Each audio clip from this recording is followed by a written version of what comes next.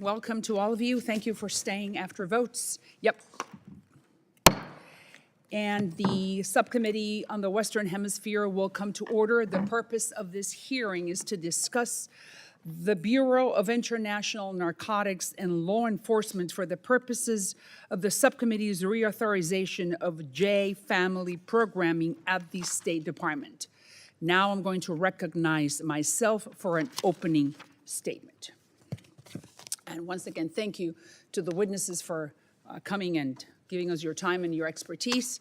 Always welcome. So the Bureau of International Narcotics and Law Enforcement Affairs, INL, acronym, the motto is security through justice. But unfortunately, for the last 4 years, they have been more interested in security through ideology, trading fight against narcotics for seminars to teach pronouns, and workshops on gender diversity. I believe that the result of this alien ideology has been damaging to our national security, especially in a region which is very close to my heart, Central America. As some of you know, I was the Central American Bureau Chief for Univision Network during the Civil War in El Salvador. I lived in that country for many years until 1992 when they signed a peace treaty. Central America, don't I know it, has suffered for decades, and this was the perfect time to help them.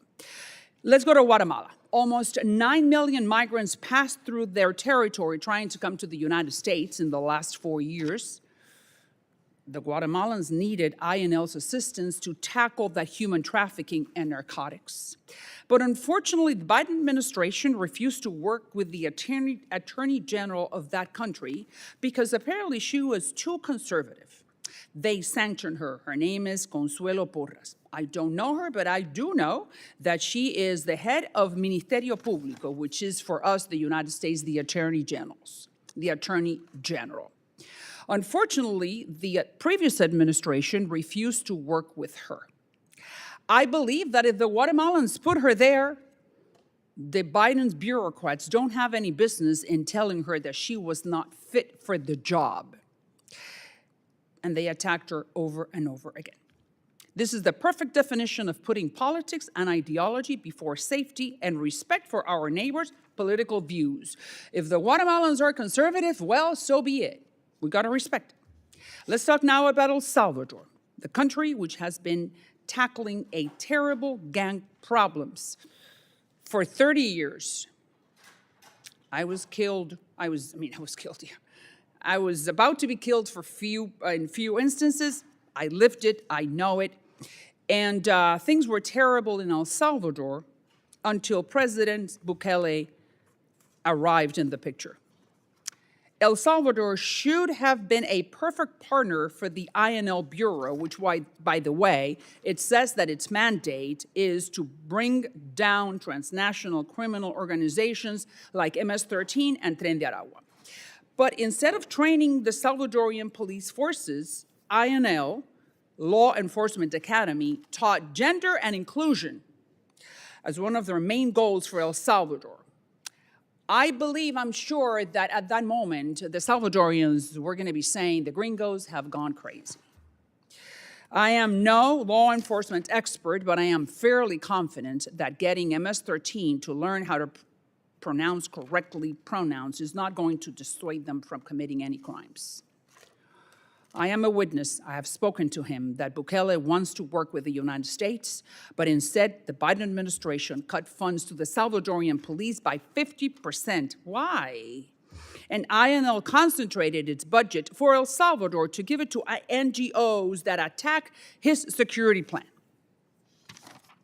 With or without us, Bukele was successful. His strategy reduced one of the world's highest homicide rates to nearly zero. He presented this strategy to INL, and they said, no, we're not going to work with you. During the last 4 years, unfortunately, woke ideology has replaced common sense, but thankfully, things have changed under President Trump, and we're going to return the Bureau of International Narcotics and Law Enforcement Affairs to its original mission, which is helping our allies fight crime, dismantling gangs, restoring law and order. They have a budget of $2 billion a year, and I think we owe it to the American taxpayers to commit and reestablish their mandate: finding drugs, stopping human trafficking, training police forces worldwide with American-made weapons bought by our allies. INL is one of the best tools we have as Americans to create a safer, stronger, and more prosperous country while helping our neighbors to do the same, whether it's in Central America or anywhere else in the world. I believe that we are still the United States. We're the point of reference for the rest of the hemisphere, at least when it comes to good governance, the beacon of hope, that there is a political system that respects human dignity. Thank God we're back on the right side of history. I yield back. And now I recognize my dear ranking member, the gentleman from Texas, Mr. Castro, for any statements he may have. Thank you, Chairwoman. Good afternoon, everyone. Thank you, Chairwoman, for convening this hearing, and thank you to our witnesses for testifying at this subcommittee's first hearing in this Congress.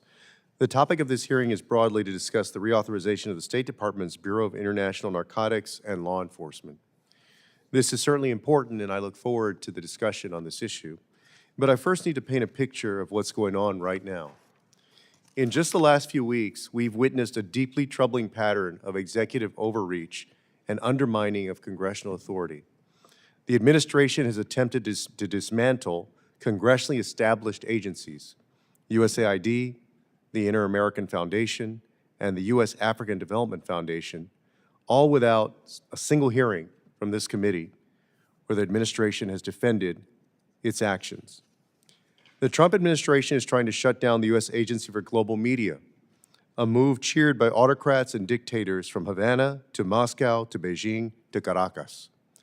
They're trying to do this without this committee, the full committee, demanding the administration even explain themselves.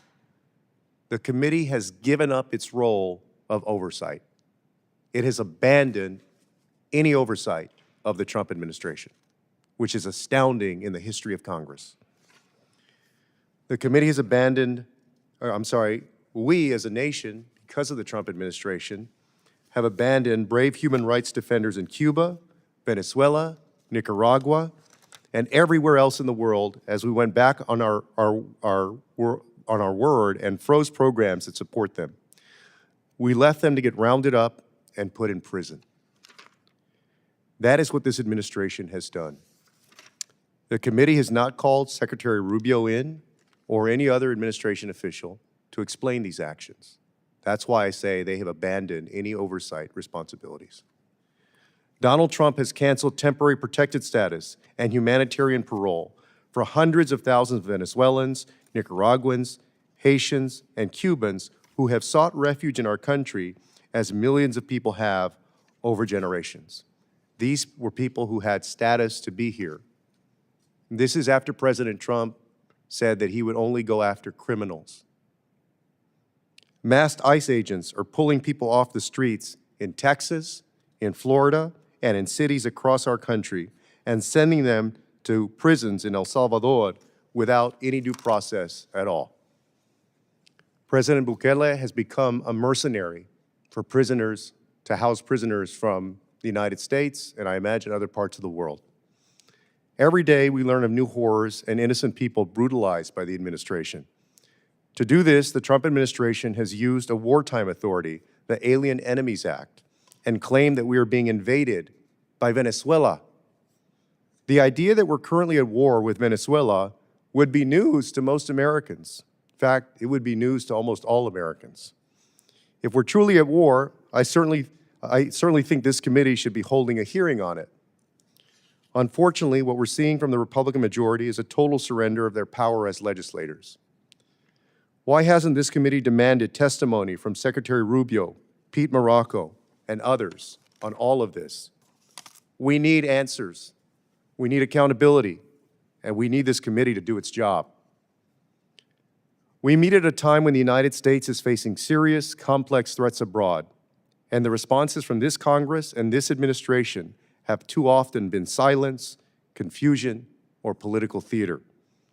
Across the world, vital U.S. foreign assistance programs, many of them managed through the INL Bureau, have been cut, delayed, or outright canceled. We've seen freezes to police academy training in Mexico, programs designed to disrupt human trafficking, and efforts to equip law enforcement agencies across the globe with the tools to fight money laundering, fentanyl production, and organized crime. These aren't just line items in a budget. They're lifelines to communities here and abroad. The impacts of those decisions are not abstract. They absolutely make Americans less safe. When you see more fentanyl entering this country, when violent cartels operate with impunity, this is part of the reason why. These decisions will haunt us in the coming years. As we turn specifically to the reauthorization of the INL Bureau and its programs, we must approach reauthorization with clear eyes. INL has been a critical tool in our foreign policy toolkit, but I agree that it must evolve. Synthetic drugs like fentanyl are not only devastating American families, they're destabilizing entire regions. Scam centers and cyber-enabled fraud schemes are preying on our most vulnerable citizens. INL must be equipped and reoriented to tackle these challenges. At the same time, we must resist the impulse to think that security means police alone. Sustainable progress requires more than just training and equipping security forces. It means building robust justice systems, effective prosecutors, professional judges, strong defense attorneys, independent courts, prisons, and investing in the civil society actors who hold their leaders accountable. Funding police while defunding anti-corruption and rule of law programs is not just short-sighted, it's dangerous and it's counterproductive. Today's hearing is an opportunity to begin a serious, hopefully sober conversation about what INL needs to succeed and what reforms we need to pursue to ensure its work aligns with our values, advances our interests, and keeps our communities safe. Thank you, Chairwoman, and I yield back. Thanks. Thank you, Mr. Castro. Thank you for your statement. And now we are pleased to have a distinguished panel of witnesses before us today on this important topic. Let me introduce Mrs. Chelsa Kenney. She's the Director, International Affairs and Trade for the United States Government Accountability Office. Thank you and welcome. Mr. Andrés Martínez-Fernández, Senior Policy Analyst, Latin America, Allison Center for National Security at the Heritage Foundation.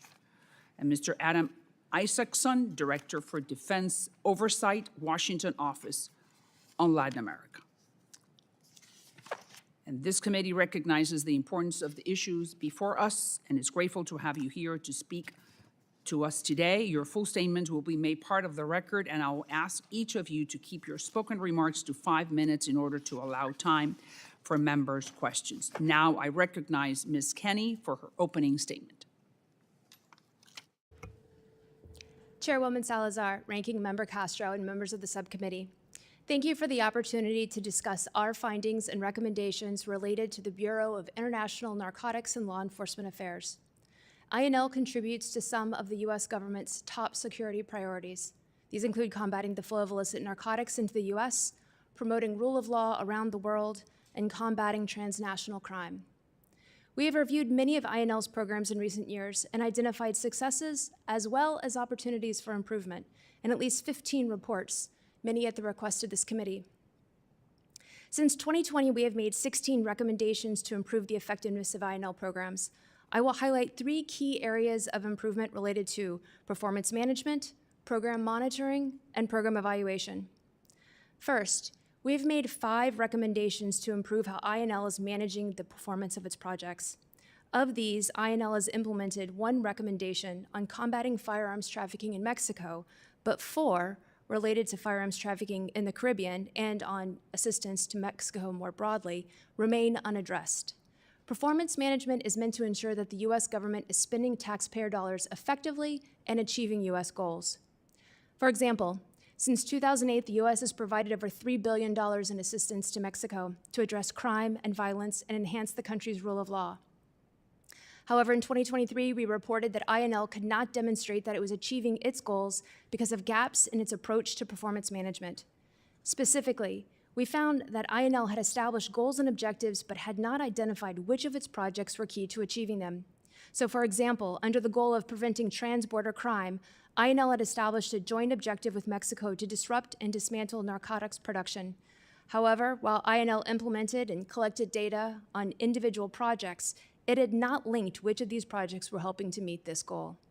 We recommended that INL strengthen its performance management approach to determine whether it was achieving its goals in Mexico. Considering the importance of the U.S.-Mexico relationship and the level of U.S. investment, we have identified this to be a priority recommendation for the agency. Second, we have made 6 recommendations to improve INL's program monitoring. Of these, INL has implemented 3, but 3 related to its wildlife trafficking programs remain unaddressed. Consistent program monitoring helps assess progress and identify problems that might prevent the Bureau from reaching its goals. Wildlife trafficking is a crime that fuels corruption and destabilizes communities. In recent years, media reports have alleged that park rangers, trained by U.S.-funded entities, had committed human rights abuses, including sexual assault and murder. Since 2020, state has taken steps to enhance safeguards to prevent these abuses.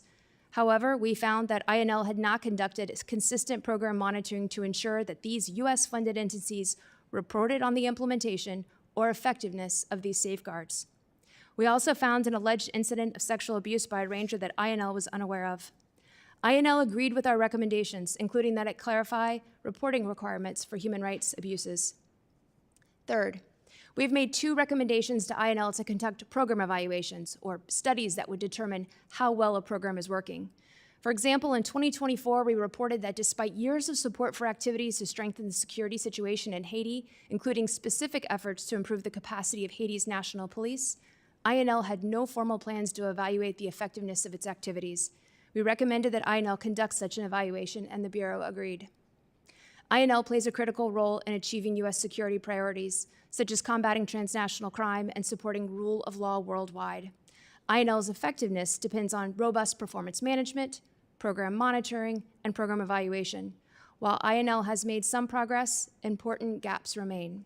We urge INL to fully implement our recommendations to help ensure that it is spending taxpayer dollars effectively and achieving U.S. goals. Thank you, and I would be pleased to respond to your questions. Thank you, Mrs. Kenney. And now I recognize Mr. Martinez-Fernandez for his opening statement. Thank you. Thank you, Chairwoman Salazar, Ranking Member Castro, and members for holding this hearing and inviting me to participate. The Western Hemisphere is experiencing a period of surging instability, violence, and criminality, largely driven by increasingly powerful criminal organizations. From Haiti's collapse at the hands of gangs, newfound narco violence in a once peaceful Ecuador, increasingly deadly drug cartels in Mexico and Colombia, and more, we are constantly confronted by evidence of a failed status quo for security in our hemisphere. These threats do not stay in Latin America. Instead, they drive increasingly deadly and destabilizing consequences to the United States and directly to the American people. The absence of robust and effective security engagement from the United States in Latin America is a key driver of the current state of affairs. Indeed, the collapse of the hemispheric consensus on counter-narcotics is due in no small part to decisions on the part of Washington to blunt and curb its security cooperation in the Americas away from the core support from regional security forces. This trend is driven in part by Washington's focus on other foreign conflicts, as well as a series of challenges that we continue to focus on in other parts of the world. However, the impact and inattention that this has brought has been exacerbated by mission drift and the watering down of critical institutions like the State Department's International Narcotics and Law Enforcement Bureau. Additionally, hemispheric security and stability has suffered from the Biden administration's politicization of U.S. security engagement and tools in Latin America. The so-called expert consensus on Latin America's security policy has shifted dramatically over the past 2 decades, prompting detrimental changes in the nature and magnitude of U.S. security cooperation. Vocal leaders and activists have successfully framed organized crime in Latin America as primarily being an issue of economic development and judicial institutions, de-emphasizing in particular the role of enforcement and security forces. Today, at the core of this new conventional wisdom in many circles in Washington and in the region is the increasingly is increasingly the poorly substantiated claim that confronting Latin America's powerful criminal organizations only serve to exacerbate insecurity and criminality. One of the key events that provided support for this view was the spike in violence in Mexico during the late 2000s following President Felipe Calderón's efforts to crack down on the cartels. However, notably today, after over a decade during which the Mexican government has pulled back from confronting the cartels, Mexico's homicides rates now exceed the worst years of violence during the Calderón administration. Add to that the over 100,000 overdose deaths in the United States due to fentanyl and other deadly drugs. Indeed, Mexico's disastrous hugs not bullets strategy on the cartels showcases the dire consequences of de-emphasizing enforcement and security forces in our security policies in the Western Hemisphere. When President Andrés Manuel López Obrador with Mexico, the Merida Initiative drifted away from its initial focus of providing training, equipment, and operational support to Mexican security forces, and instead shifted support to, U.S. support shifted for reform of the Mexican judicial system increasingly. Then, when President López Obrador fully abandoned the Merida Initiative, the new security cooperation framework further de-emphasized security forces and the role of enforcement as a core aspect of security policy. In both Mexico, Colombia, and elsewhere, the United States failed to push back on regional leaders' abandonment of security cooperation and commitments. This was particularly egregious under the Biden administration, where we saw the increase of deaths of American people reaching 100,000 each year due to fentanyl and other drugs. And yet we did not adequately push the administration in Mexico to address the security threat posed by the cartels. Even worse, at times the Biden administration leaned into its wrong-headed approach within the region to, leaned into this wrong-headed approach on organized crime by regional leaders. In the case of Colombia, President Biden actively drew attention away from Colombia's deteriorating security situation by ending the long-standing program of U.S. monitoring of coca cultivation. To confront the dire threats posed by organized crime in our hemisphere, the U.S. security assistance through INL and other critical agencies should be bolstered and refocused on the core mission of counter-narcotics and transnational organized crime. Failure to do so urgently will bring increasingly deadly consequences for Latin America and for the American people. Thank you very much. Thank you, Mr. Martinez-Fernandez. I now recognize Mr. Isacson for his opening statement. Chairwoman Salazar, Ranking Member Castro, thank you so much for holding this hearing and for inviting me. The State Department's Bureau of INL manages the largest U.S. aid account for security forces in Latin America and the Caribbean, though it pays for other things too. Worldwide, it's about $1.5 billion. In our hemisphere, it's at least $600 million. Now, for years, INL was jokingly known as the Drugs and Thugs Bureau. Its success was measured in hectares eradicated and kilos seized and kingpins arrested. That narrow focus reflects its 1980s era statute, and it hasn't really worked. You don't have to take my word for it. Just look at overdose deaths, look at street prices. Meanwhile, our understanding of organized crime and how to combat it has evolved. Yes, drugs are still a top revenue stream for criminal groups, but crime groups also make billions from gold mining, migrant smuggling, extortion, and more, sometimes with even bigger profits than they're getting from drugs. The drug market itself has shifted towards synthetics like fentanyl and meth, which don't involve most of Latin America outside Mexico. And mass migration has made the question urgent. How can we help people feel safe enough to stay in their own communities? This reframes success. It's no longer just kilos and hectares. It's whether people feel secure. It's whether justice works. It's whether officials fear punishment for corruption. To its credit, INL has shifted. It no longer tries to fight crime the way you'd fight a guerrilla insurgency. While guerrillas fight governments, organized crime infiltrates them and hollows them out by bribing, threatening, co-opting, and corrupting. That makes it a much harder, much more complex fight. Now, in response, INL has begun putting more emphasis on the L, rule of law, and civilian law enforcement, rather than just the N.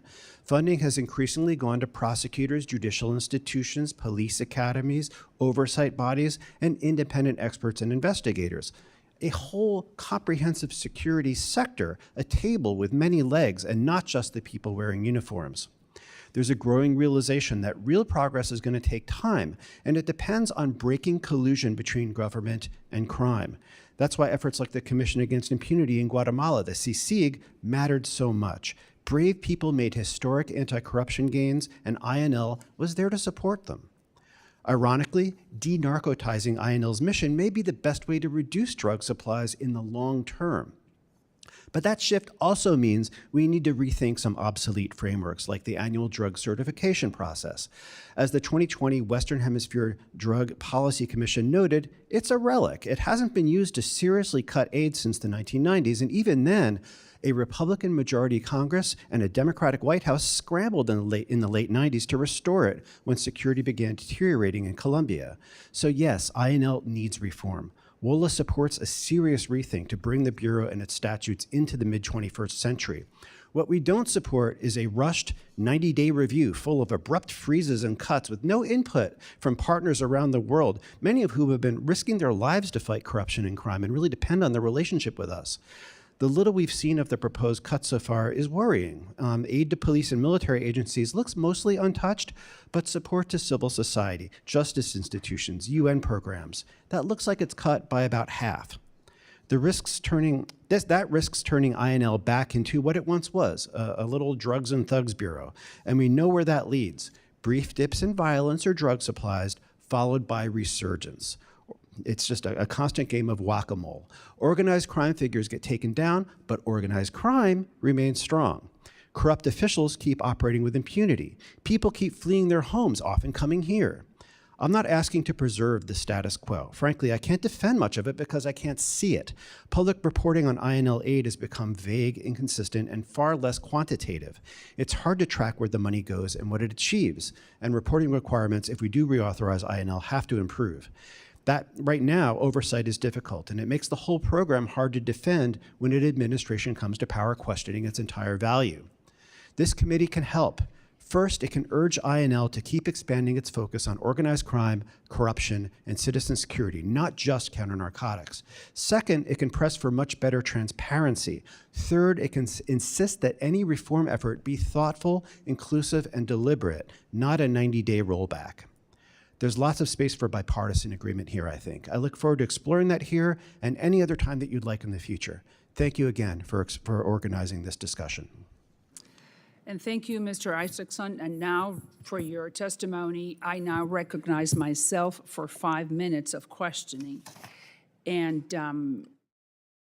I am delighted to hear, Mr. Isacson, that you believe certain quotes here that INL needs to be modernized, needs to be reformed, and that maybe they are just following some of the precepts of the 1980s. But specifically, I agree that they are not, that they need to be reorganized and there needs to be some revamped. But let's go to the last 4 years. Do you really believe that talking to the Guatemalans and to the Salvadorians about gender ideology or the pronouns or how that there are many genders, do you really think that talking to them was going to make the United States and themselves safer? Safer? I mean, you were going to keep people home? So explain how one thing comes to link to the other. I would like to know what percentage of the program actually was about gender and identity and things like that. If it's, we don't have that data. The main focus, the Guatemalans were complaining. In terms of dollar amounts? And of course, and in terms of political willingness and desire to infiltrate these forces with our ideology, the American Biden administration ideology. Don't you think that we did a disservice to them and to us? if you're fighting human trafficking, where most victims are women, Yeah. you How need can the you be more of a talking gender about focus. sex If you're when you're fighting trying to gender-based fight human violence, trafficking? How do you that's do true. that? I just need to know, how much of the programming really did go in that direction instead of like Joint Task Force Alpha in Guatemala, Ask which the was fighting human Guatemalans. smugglers. The Guatemalans, perfect example.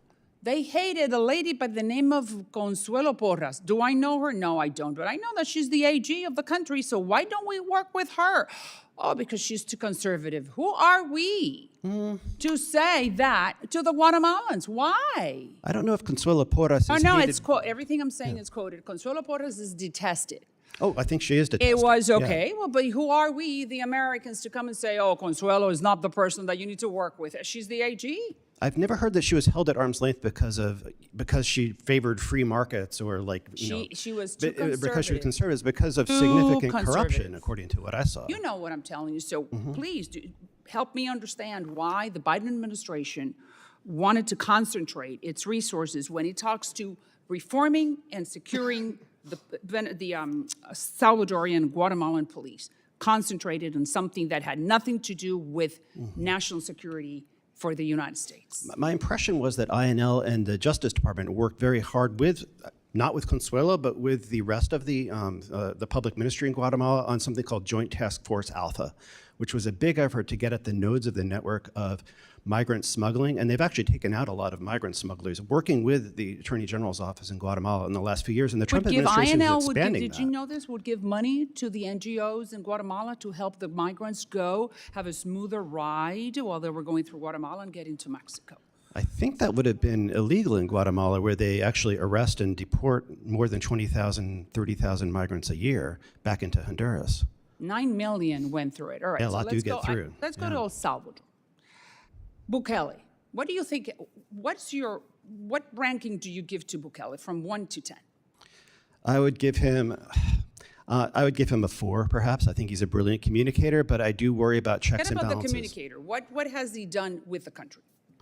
He has put 3% of the male population in prison, which, by doing so, did eradicate, for now, a lot of the gangs. And do you worry and about I the future agree of that the if there is democracy. one innocent guy in the Sicot, I was the first one who told him, you got to get him out because we don't want innocent people in jail. But the thing is that, Sicot is full of people who are full of tattoos that are revealing who they were and what they did. Each drop meant one murder. So do you think he did something right?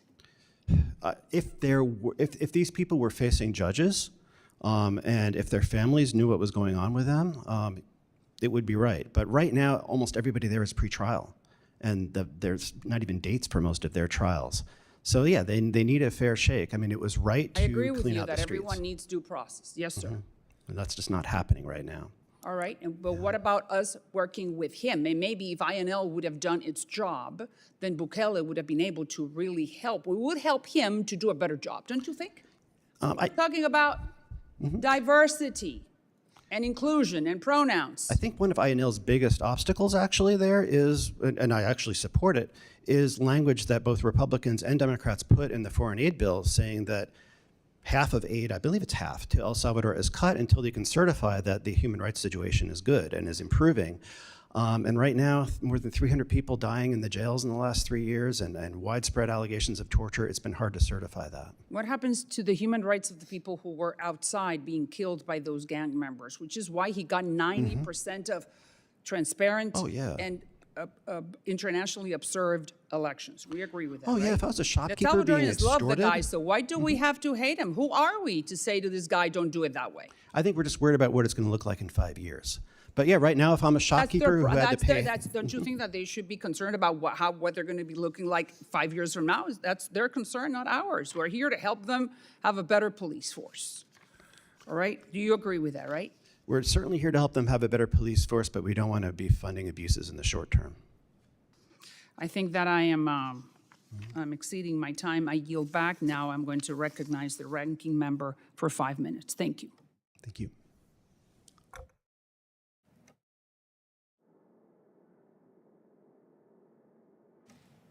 All right. Thank you, Chairwoman. Yeah, I want to take up this issue really quickly because, we disagree, Maria, on this. I don't think there's ever been a bias of the United States against conservative leaders and in favor of leftist leaders. In fact, when you look at the history of the U.S. involvement in Latin America has often, I mean, the United States, unfortunately, in decades past, worked to undermine the leadership of leaders on the left and treated leaders on the right as friends. And in fact, supported what were some of the most brutal dictatorships, like the Pinochet ruling in Chile. And so, when we think about how we provide U.S. assistance, how we provide taxpayer money, the way we should be thinking about it is who is operating consistent with U.S. values and what we stand for. So democracy, freedom, respect for human rights. Really, regardless of where you are on the political spectrum, whether you're on the left or the right as a leader, we ought to support leaders who are pursuing those things. And so Consuelo Porras, as I understand, had been sanctioned for severe corruption. That's why we're not working with her, not because she's got a certain ideology. And Bukele also, I think it's true. I mean, he has gotten a lot of crime off the streets and has scared a lot of people, especially young men. But so has Xi Jinping in China. And so, if the question is, well, why don't we just let people do what they're going to do? Okay, I get that. But the question for us is, are we going to back them up with money to commit human rights abuses and other things that we would never allow for in the United States ourselves? Now, bear in mind, in the last few weeks, we've seen some disturbing instances of people literally been picked off the street for having exercised their First Amendment rights by government agents who don't identify themselves, who aren't dressed in uniform, and who barely present credentials, if at all. Those are the kinds of activities that you're used to seeing in countries that violate people's rights. So just, with that disagreement, let me get into a question really quick. Ms. Kenney, as you know, the administration is conducting multiple reviews of foreign assistance programs, and I believe those programs have been incredibly disruptive and that the review has not been done in good faith.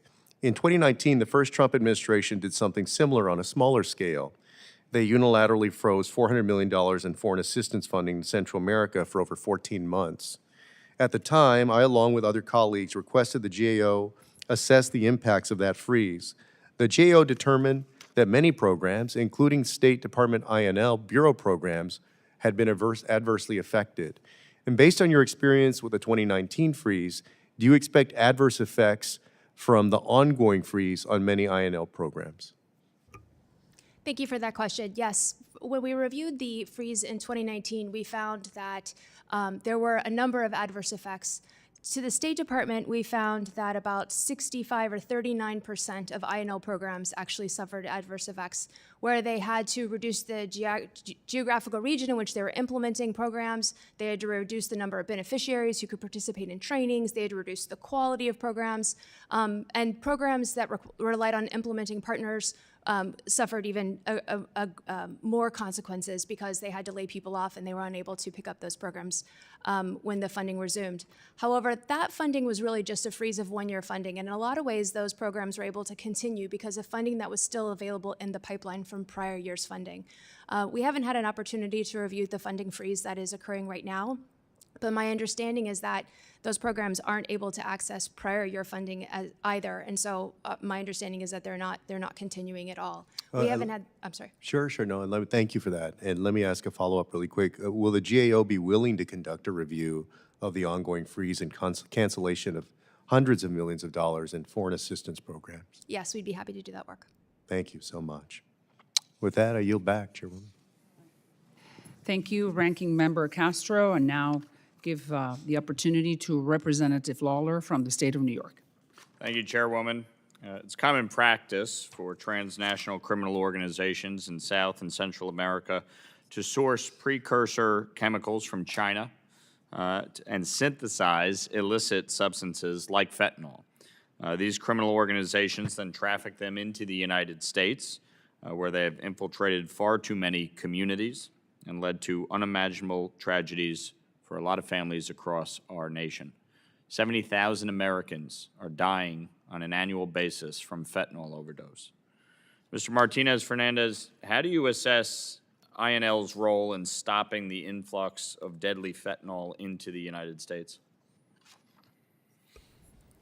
Well, clearly, INL and the U.S. government is not adequately acting either on resources or focus to stop the flow of fentanyl. As you mentioned, over 70,000 just overdose death just from fentanyl. When you add in all the other illicit drugs, 100,000. And so I think there's a very real resource question that has to be addressed.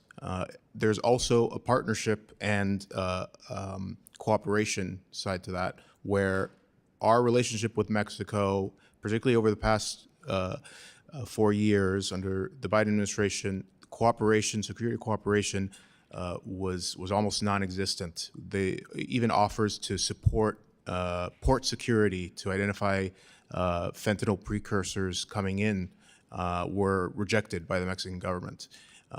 And the challenges of migration, which grew out of control under the Biden administration as well, led to a deprioritization, in my opinion, of the fentanyl threat with dire consequences.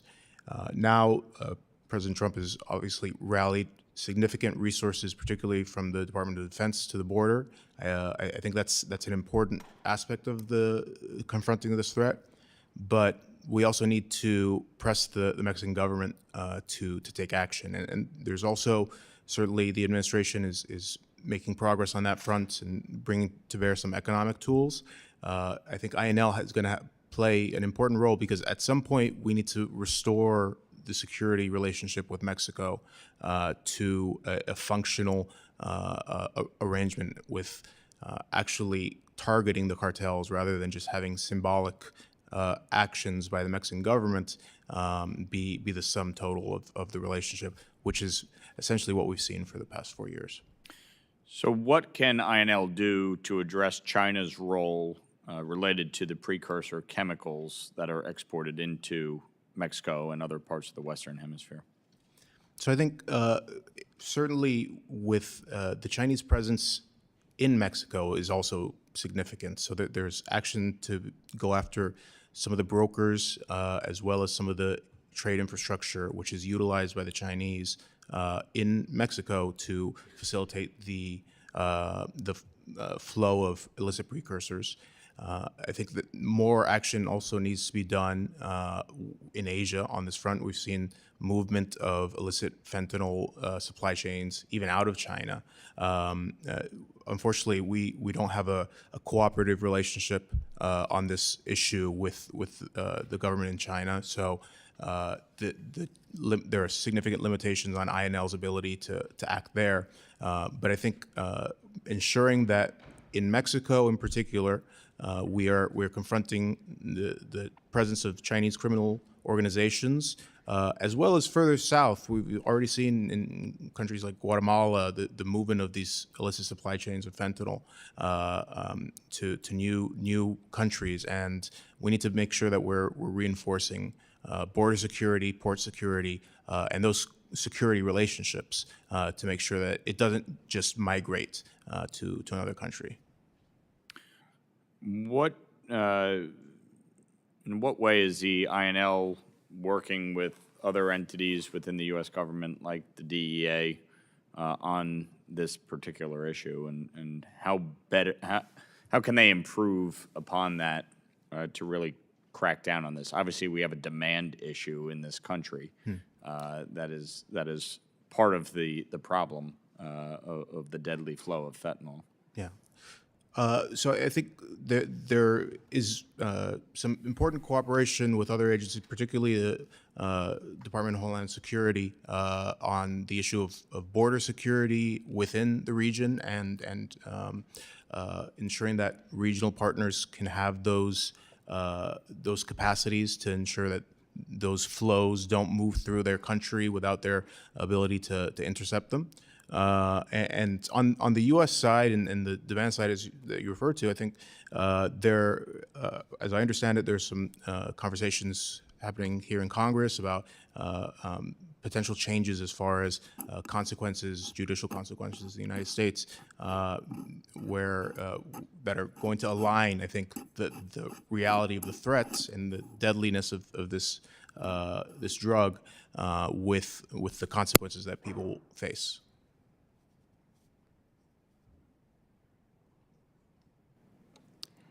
Thank you, Representative Lawler. And now I give the word to Representative Stanton of the state of Arizona. You have Thank you very much. recognized for 5 minutes. Thank you very much, Madam Chair. The fentanyl crisis is especially acute in my home state of Arizona, where thousands of Arizonans die from opioid overdose every single year. I know my colleagues and I across the aisle agree. We need to do more to stop the flow of fentanyl and other deadly narcotics into the United States of America.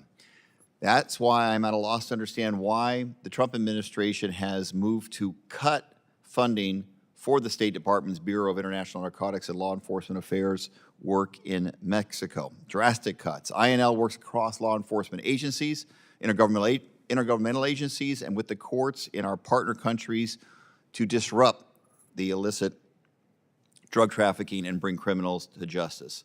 Under previous administrations and with funding approved in a bipartisan manner, Mexico has been the third largest recipient of INL funds. INL supports more than 100 projects working to combat fentanyl trafficking and transnational crime by providing services, training, and much-needed equipment. One project that has benefited from the INL has deployed cargo scanners and drug testing equipment to Mexico's port of Manzanillo, critical technology to detect and interdict precursor chemicals from the People's Republic of China. Another INL project supported a recent operation in Tucson, Arizona, that led to the arrest of drug trafficking leader and 6 other operatives, a good return on taxpayer investment. Since the Trump administration's freeze on foreign aid, only 15% of INL's programs in Mexico have received waivers to resume their work, and many of those have not yet received payment. As former ambassador and Marine helicopter pilot John Feely phrased it recently, quote, "They shot the golden goose right in the leg," unquote. Make no mistake about it.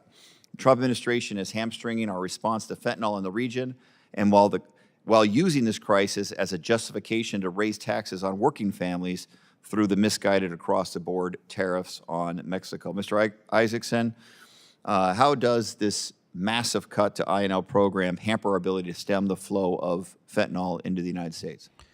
It definitely deals a blow to our efforts against fentanyl. This is the hardest drug challenge we've ever faced. All pure fentanyl that's consumed in the United States in a year can fit in the beds of 2 or 3 pickup trucks, spread out across a 2,000-mile border. Unfortunately, about 2/3 of it coming right to your state right now. In order to fight this, it's not just a matter of scanners at the border. You need cooperation from Mexico on everything you named: investigators, prosecutors, ports, intelligence, all capital letters. And you cut that off in 90 days and then maybe restart it, you have to restart everything all over again. It's incredibly disruptive. I appreciate that. Now, I have, in my time in public life, both here in Congress and formerly as mayor of Phoenix, Arizona, have been a friend of Mexico, making the case that we need to have a stronger economic unit between United States, Mexico, Canada, and that's how we're going to win this economic battle with China. As a result, I've been a critic of the recent judicial reforms in Mexico, which I think is a step backwards in terms of promoting U.S. investment in Mexico. INL has helped to train Mexican institutions to build and present strong legal cases against organized crime. Mexico's forensic labs and prisons are accredited to reach higher standards for forensic testing due to INL support. U.S. officials helped to train police investigators in Mexico City, reducing violent crime in Mexico City by 58%, in partnership with now President Sheinbaum. And INL support helped Mexico law schools update their curriculums to include Mexico's criminal law reform.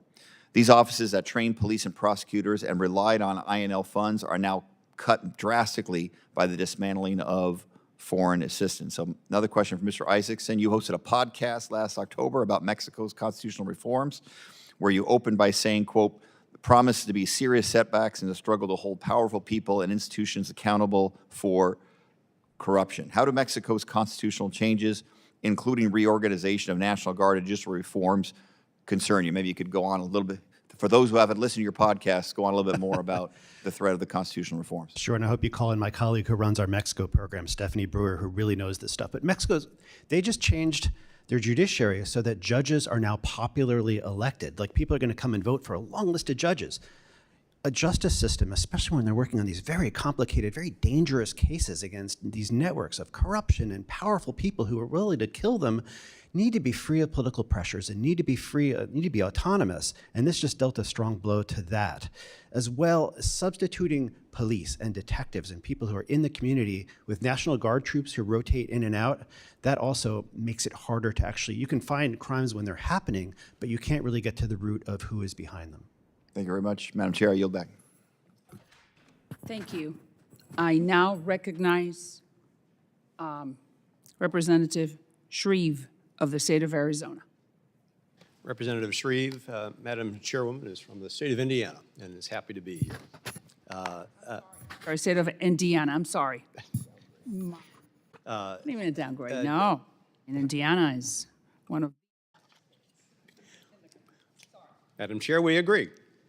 I thank the witnesses for being here, and I have a question that, in fairness, I'll address to Ms. Kenney, because I wasn't in the room to hear the testimony from our other witnesses, but I appreciate all of you sharing time and expertise with us.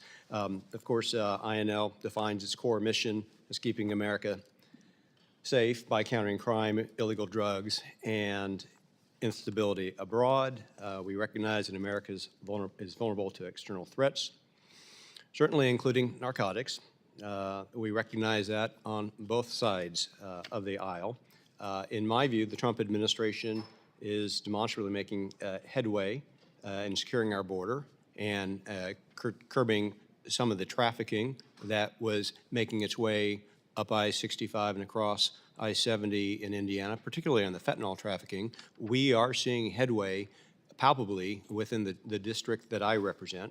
The most pressing drug-related threats in my part of the country would stem from the trafficking efforts of the Sinaloa cartel and the Jalisco cartel. These organizations, I am informed in part by some of the county sheriffs that I represent, dominate the wholesale supply of illicit opioids, particularly fentanyl and heroin, in and through my district. The crisis is personal to me. I have friends and constituents who have lost loved ones to fentanyl poisoning. And this must continue to be a bipartisan priority. And Mr. Stanton had to step out, but I do think that this is a bipartisan priority. Since 2008, INL has overseen some $3 billion in funding for security, counter narcotics, and rule of law programs in Mexico. And Mr. Isacson, you talked about the abrupt curtailing of some of that. There were a few GAO reports of late highlighting gaps in INL's metrics and monitoring, raising concerns about the effectiveness of these programs. Certainly, the administration is attuned to those. The GAO report concluded, without fully addressing the key elements for assessing progress, the U.S. government cannot be assured that it is achieving its security goals in Mexico and that its investments at over $3 billion since 2008 are being spent effectively. So I'll direct my question to the witness that I heard from in her testimony, though invite anyone else that may have expertise to respond. Ms. Kenney, what lessons should INL take away from the GAO evaluation of its programs in Mexico that can be used to inform our future initiatives, our future investment in this cause? Thank you for this question. We reviewed the effectiveness, the results of the Merit Initiative and the Bicentennial Framework. We did our work sort of at a time period that straddled both of these strategies. And we looked to see what were the results of the $3 billion plus investment that the U.S. had made in Mexico. And what we found is that there were key elements of INL's performance management approach, if you will, that limited our ability to really evaluate its effectiveness. So in these strategies, both Merida and the framework, the Bicentennial Framework, we found that they had established those top-level goals and objectives, and that they had a number of individual projects and activities that address things like counter-narcotics flows, fentanyl flows, and they're tracking data on the implementation of all of these activities. They had not identified which of these activities were critical, which were the ones that were really critical to being able to assess the effectiveness of these top-line goals. They just hadn't identified the indicators and then monitored to align them to be able to say, this suite of activities is going to demonstrate our progress in achieving this goal. When we talked to the State Department about what were the challenges in being able to complete this, because this went back to the Merit Initiative, which started in 2008, they said that that the U.S. government was working with the Mexican government to come up with some shared set of indicators. These strategies are designed to be sort of shared approaches, both for the U.S. and Mexican government, to be able to address these shared issues, shared challenges, and that there were some challenges in being able to develop a common set of indicators. And some of the complicating factors were, at the time, new administrations both in Mexico and the United States. However, we would point out that given the level of investment and given the continuity of these challenges, it's really important that the State Department figure out what these indicators are, figure out what these suite of activities should be to be able to support those top-line goals and be able to measure and share the effectiveness of those efforts going forward. So that is really our recommendation. Our recommendation is really identified as a priority recommendation for the State Department. Of all of the recommendations that we make, we believe this is one of the most critical ones to be able to really make progress on the individual activities and efforts to be able to address this critical issue between U.S. and Mexico. Ms. Kenney, I appreciate it very much, and my time has expired. Madam Chair, I yield back. Thank you, Representative Shreve of the state of Indiana. I appreciate your time with us, and now I'm going to recognize Representative Jackson of the state of Illinois for 5 minutes.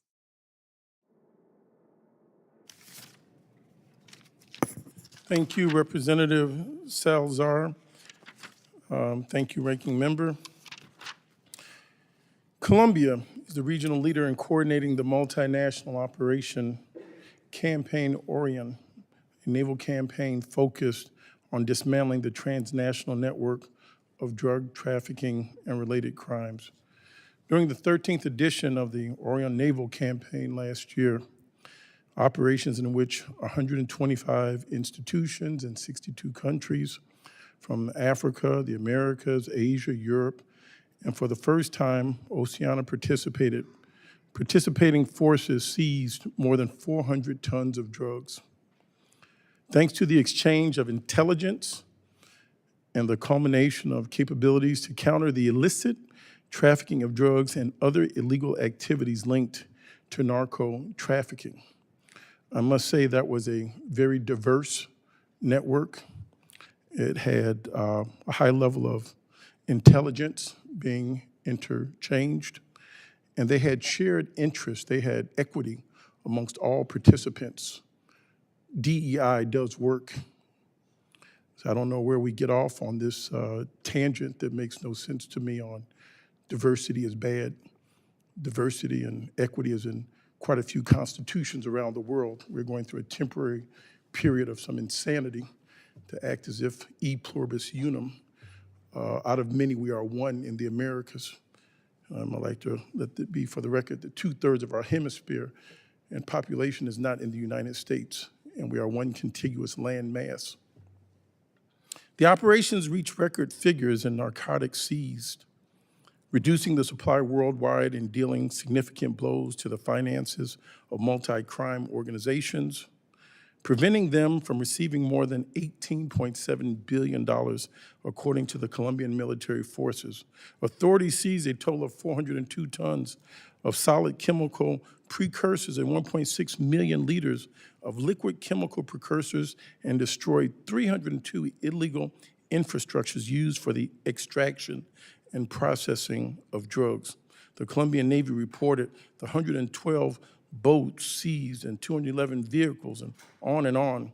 Since this program started about 7 years ago, with only narco trafficking, the Orion 12 have included other crimes that are present in the maritime land domain as well, such as arms and migrant smuggling, trafficking, money laundering, and the like. The 13th edition of the Orion Naval Campaigns have consolidated it as the most important and influential international cooperation strategy in the global fight against narco trafficking, and has also managed to transcend in time thanks to innovation and rapid adaptation to respond to this highly complex and changing phenomenon. Once again, I want to thank each of you for coming, and this question will go to you, Mr. Isacson, and thank you for your outstanding service as well. What is the impact of aid cuts in this program, such as Orion Naval Campaigns? Well, the main impact has been that the Colombian National Police, in its part of the effort to interdict cocaine, has had some real disruptions. Even many of their Black Hawk helicopters were grounded for a while because they didn't have money for maintenance or fuel. Trainings have been disrupted, and just the intelligence that you need in order to maintain this level of interdictions has been disrupted. I don't know for how long, because I just don't have the information for how long it's been cut off and whether decisions have been made to give waivers. And if so, is that going to mean a few blank months this year where the level of interdiction dips, which has been at record levels, or whether they're going to be able to recover that? But we'll find out soon. So do you think that the money that might have been saved theoretically will come back to be a penny saved and a dollar foolish? I think so, because it's not good government practice to stop all of your programs for 90 days and then just selectively restart them. Your partners just don't work like that, and it may cost them months and months, if not a couple of years, to really recover from that, even if they do get to keep the level of funding they had before. Well, thanks so much. So you're saying the whiplash, the backlash, the frenetic, the hectic pace, this capitulation, this erratic behavior is bad for our long-term goal of reducing the drug trafficking in our region? It was definitely good for the organized crime groups who wanted to evade the police and the Navy and others in Colombia. I yield back. I thank you so much. Thank you, Representative Jackson. And now I'm going to recognize Representative Titus of the state of Nevada for 5 minutes. Thank you, Madam Chairman, Mr. Ranking Member. Mr. Isacson, would you go over this for me just again very simply? What was the justification given by President Trump for levying tariffs against Mexico? The main justification was that Mexico wasn't cooperating enough in stopping fentanyl coming to the United States. Right. And now that the president is threatening a trade war with Mexico, has that compelled greater cooperation from their authorities on this issue? I guess if Mexico thinks they can stop the tariffs, then they will come up with some seizures and they'll bomb some labs and things like that. But it won't help with things like complex investigations and intelligence now. So it really hasn't moved that. No, and if the tariffs happen, then what incentive does Mexico have once their economy is cratering to keep cooperating? And that's part of the problem. Will they happen? Will they not? Right. On what products? How much? What percent? That sort of thing. Right. Well, will cuts to the INL programs in Mexico help or hurt our ability to stem the flow of fentanyl into the country? Yeah, I mean, I was saying this before. You can't just have better scanners at the border and hope or bomb a few labs. It costs $60,000 to start a new fentanyl lab. You need a lot of the things that INL does, which is building intelligence, building port security programs, canine, courts, all this other stuff so that you can stop the whole network that's doing this rather than just try to stop it at a scanner on the border. And if you disrupt INL programs, you're disrupting that very, very, very important ingredient in the fight. So it's working counter to what you claim is the purpose of the tariffs and other dealings with Mexico. Threatening your partners, really taking away their incentive to cooperate while freezing and restarting and halting and putting waivers and confusing the programs that you are running is obviously not going to be helpful. It's going to be helpful maybe to the people producing fentanyl.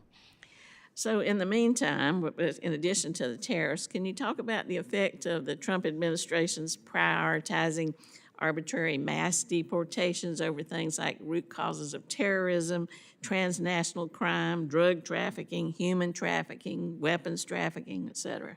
Yeah, I mean, the Trump administration is trying to do mass deportation with the existing people they have, right? Like 5,500 ICE enforcement and removal officers, which means where are they going to get the manpower? They're taking it from DEA, they're taking it from DOJ, everything, Bureau of Prisons.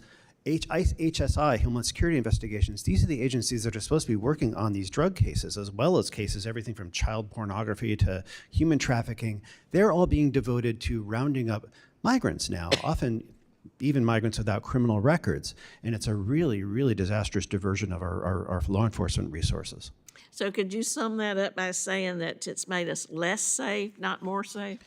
Yeah, I mean, if you, I would put it this way, if you are a fentanyl trafficker or a child pornographer or something like that, you are feeling less pressure from federal law enforcement since January 20th because of this diversion of resources. Because they're focused somewhere else and you can get away perhaps. Yeah, they're with focusing this. on migrants. And if you're not in the migrant smuggling business, you have less to worry about. So if we're going to impose tariffs on Mexico, that's going to be a tax on families in my district. Sure. People in Nevada are going to pay more out of pocket. If you don't have money in your pocket, you can't go on holiday. People won't be coming to Las Vegas for a holiday. Mm-hmm. Certainly if you're from Canada or Mexico, you're not going to be as likely to come as a tourist, and that's our main source of tourism. And at the same time, what we're doing is undercutting our response to the flow of fentanyl. Does that pretty much summarize the problem? Yeah, I Or mean, the situation? the arguments against tariffs are pretty strong economically here at home, but also, yeah, I mean, if you are a Mexican government official, even one who really believes in this fight, what's your incentive to cooperate if you're being punished without even any clear benchmarks or guidelines about how to stop the punishment? And the same goes for fentanyl, as well as working against migrant smuggling through Mexico too.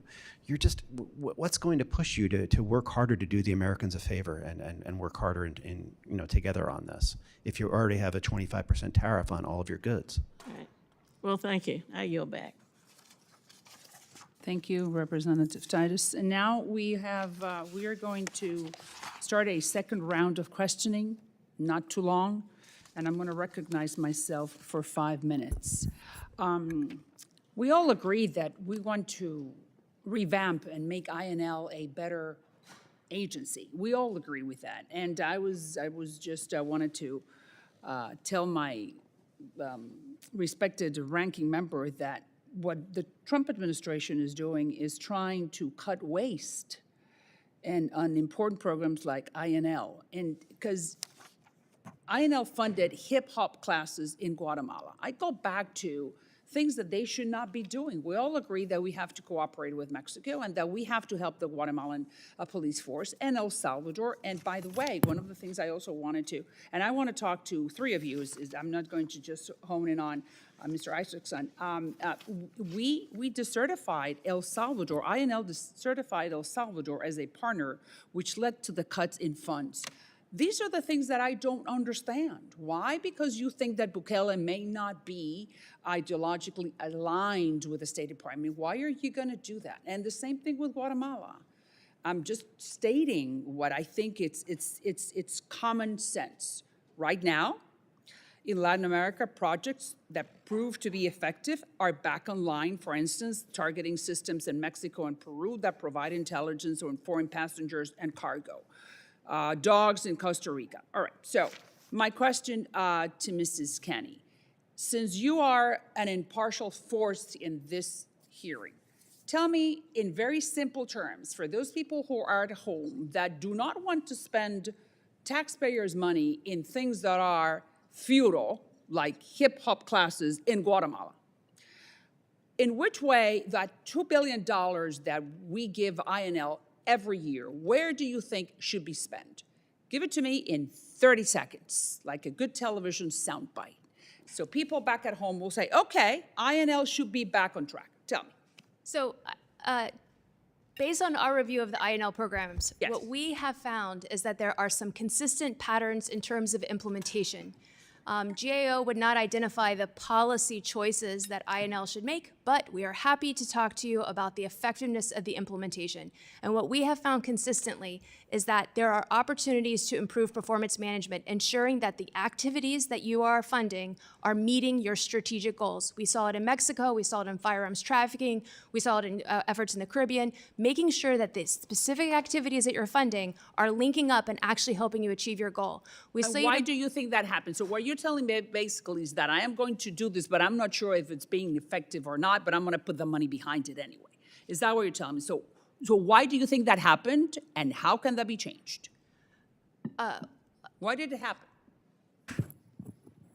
Well, I think our recommendation is that the State Department figure out how to create that alignment, that these activities should be funded to the overall strategic goals. I think in Mexico, what we heard is that there was some effort to coordinate with the Mexican government, which is a good idea. However, we had been funding the Merit Initiative since 2008, and the administrations were going to change, so that was something that needed to be done.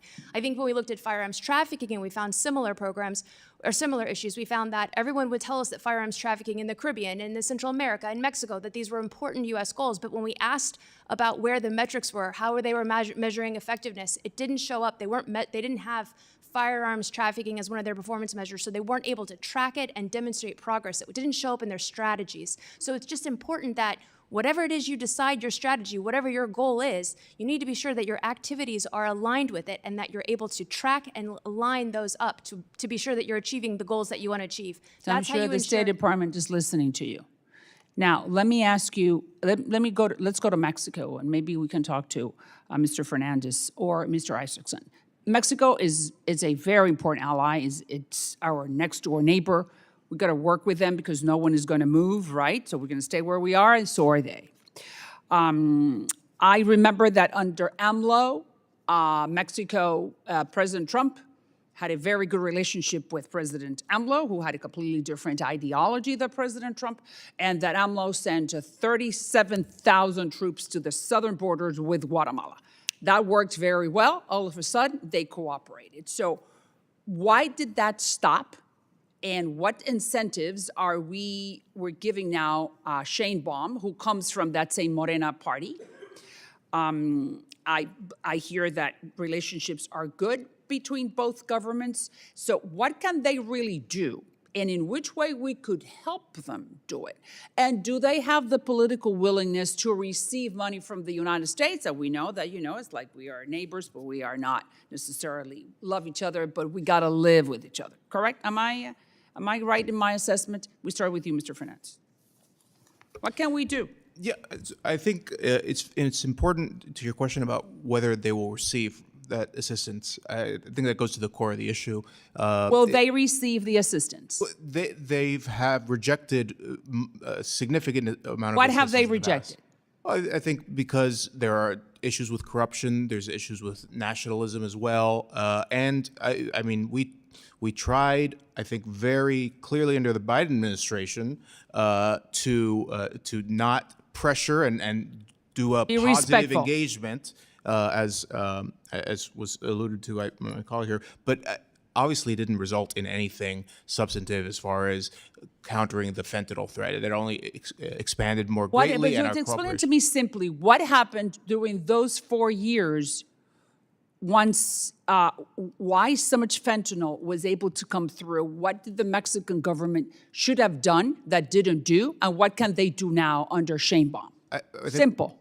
What happened over the past 4 years is we stopped pressuring them. And Stop pressuring them. Yeah, and that's What something that we're- pressures we should have Economic implemented? pressure, I think, is certainly the most potent that we have in the bilateral relationship with trade and the USMCA. Stop right there. You see, Mr. Isacson, so then I agree that tariffs are bad for our constituents. I get it. But then what other tool do we have as a country to send the message to our neighbors that we need help because we don't want any more American kids dying?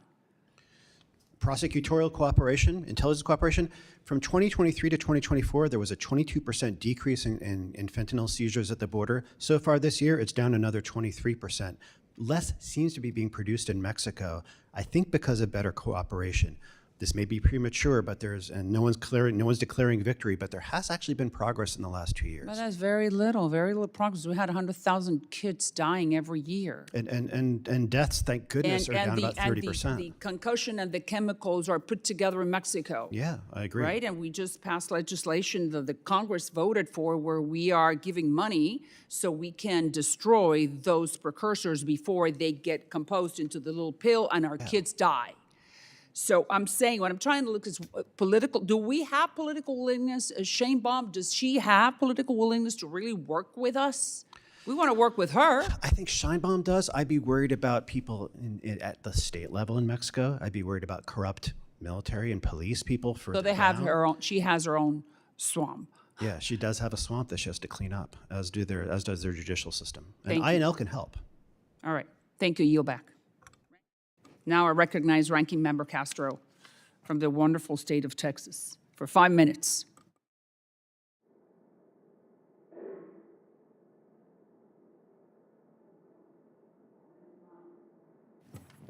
There you go. Got it. All right. All right.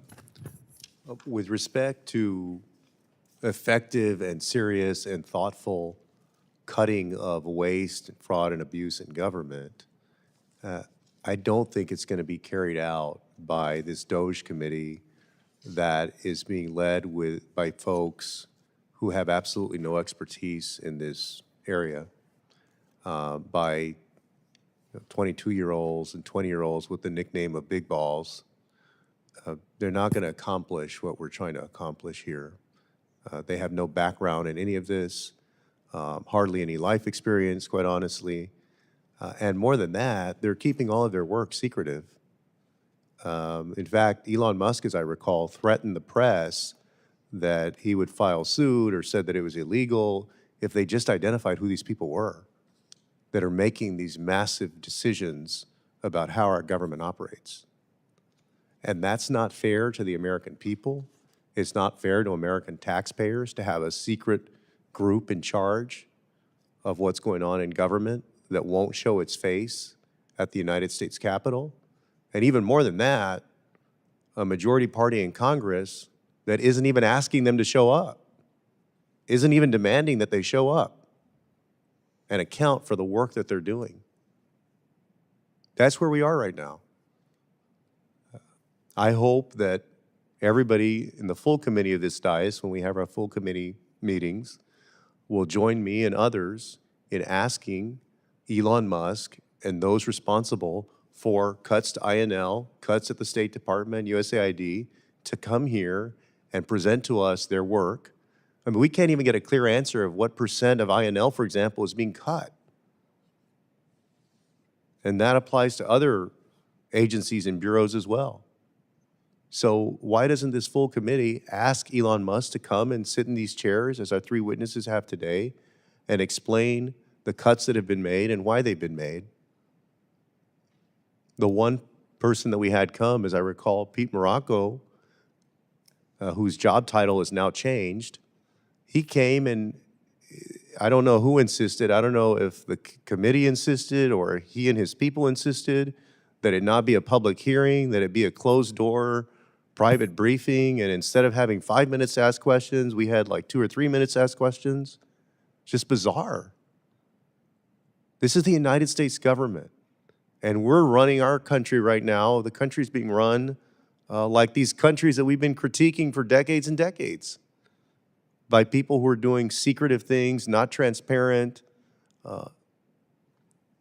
And so, look, I agree that that's why you have a GAO. That's why you have inspectors general. And could we do more than that? Yeah, I think that we could do more than that. I think we should do more than that. And we do need to make adjustments because things do get stale and, and need to change. And Maria, you and I was your Democratic co-lead on that fentanyl bill on precursors. I thought that was a good piece of legislation. But remember, I've been presented now, I think at least twice, where we've been told in this committee and then in my other committee, in unclassified information, that 70 to 90% of the precursors or the source material for fentanyl comes to the United States first, and then goes over to Mexico, and then ends up coming back. So these are serious problems, but they demand serious approaches, and they demand people with expertise who actually know what they're doing. You know, really, nothing against people in their early 20s. I wish I was still in my early 20s. But you know, the people that have been put in charge of overseeing this have absolutely no background or no expertise to do it. With that, I yield back, Chairwoman.